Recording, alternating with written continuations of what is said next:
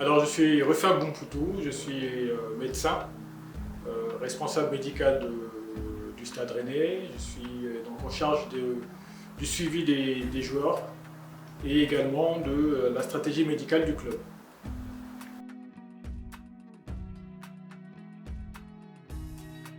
Donc, le principe de l'étude qui est réalisée entre Naïbu, le Stade Rennais et l'Université de Rennes, notamment le laboratoire M2S, c'est de pouvoir étudier les relations qu'il peut y avoir entre le microbiote intestinal et la façon de laquelle les footballeurs professionnels, en ce qui nous concerne, vont utiliser leurs substrats énergétiques, c'est-à-dire leurs glucides, leurs lipides, pour arriver à réaliser leur effort.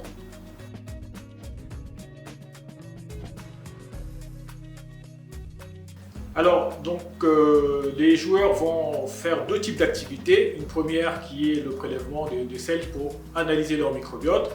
Et la deuxième activité sera donc de réaliser un test d'effort maximal sur tapis, qui va consister à courir jusqu'au maximum, au maximum possible, et faire une deuxième étape où ils vont courir à une certaine vitesse.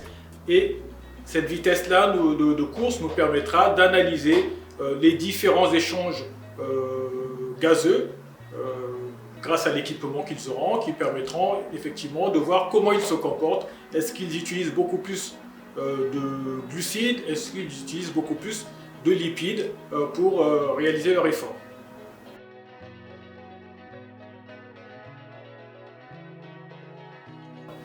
Ce qui est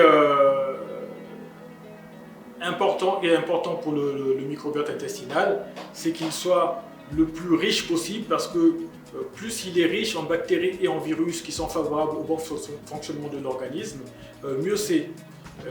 Plus il est varié, mieux c'est aussi. Donc ce qui va être important, c'est la richesse en bactéries et la variété des bactéries. Il y a un troisième élément qui est très important, c'est ce qu'on appelle des bactéries d'intérêt. C'est ce que l'on va rechercher, notamment avec cette étude. C'est ce qu'il y a certaines bactéries qui vont être importantes ou qui vont être favorables pour utiliser le mieux certains substrats énergétiques. Et donc, plus on aura ces bactéries-là, mieux on va pouvoir être performant dans l'utilisation des substrats énergétiques à l'effort.